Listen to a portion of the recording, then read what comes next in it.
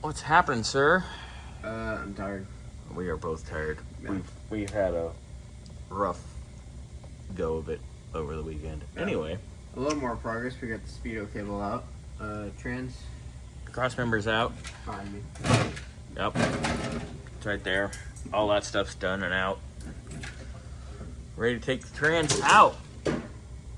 So we got 4 bolts, and we'll pull that baby out, and maybe we'll be able to see what the hell's going on in here.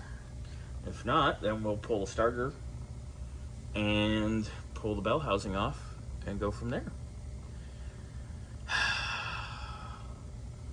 What a headache. Yep. All right. 4 bolts. Wit. All right. Shifter's free. We're about half an inch out. So we're gonna pull this baby out. And we're gonna see what the hell we got going on here. So next time you see it, trans will be on the floor. Right? You look exhausted. We are exhausted. Long weekend. Yep. Rough weekend. At least we had lunch right now, though. I feel better. A little ham sandwich always solves the problem. Can't go wrong with a ham sandwich.